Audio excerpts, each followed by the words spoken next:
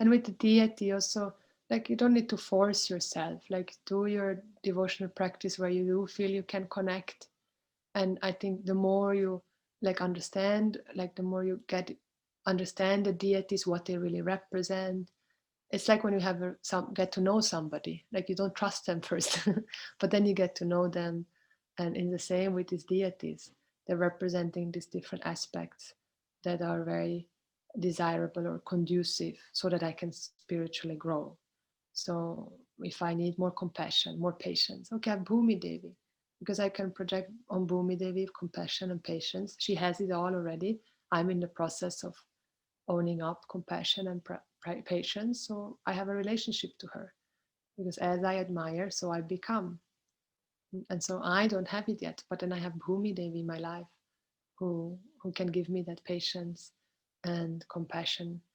And so it's such a beautiful way of owning up those qualities that I have, but maybe haven't yet fully been able to bring forth in my life. So yeah. So slowly discovering more about the deities and finding form of worship that feels also natural to you and you can relate to.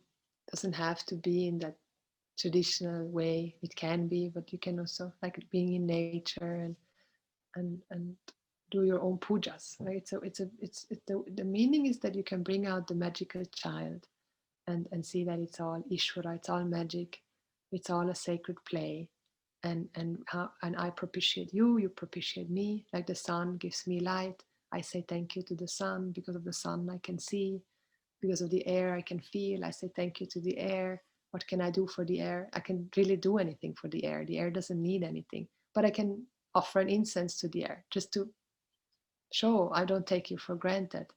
So it's that, to get out of this attitude of righteousness and this attitude of righteousness and taking things for granted. It's such a beautiful way to get to that attitude of gratitude, and to remain in the attitude of gratitude, to see that everything is given.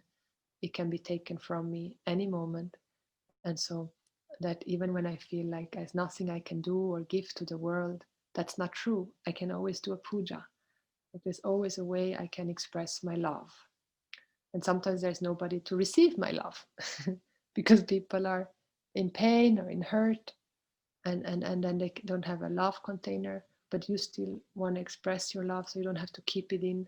You can express it to Ishvara. You can let it come out, your emotions, whatever is there in your heart. We don't have to keep it inside and wait for the other person to mirror us so that I can bring it out, what I'm feeling. I have Ishvara gives me space so that I can bring out whatever is happening in your inner world. Mm. So there's so many aspects to puja and all of that in that way, and also to help us have more and more a relationship with Ishvara, because it's the only relationship that is not going to fail.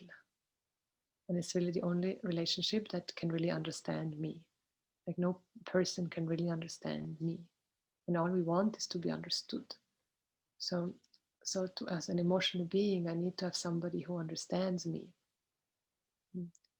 and who's there for me all the time, so I can always go and be me. So that's, in that way, the altar has so many beautiful aspects to it. You know, it becomes a living being, basically, you know, but that is available all the time and cannot fail. And that's how Ishvara is. That's the truth of this universe.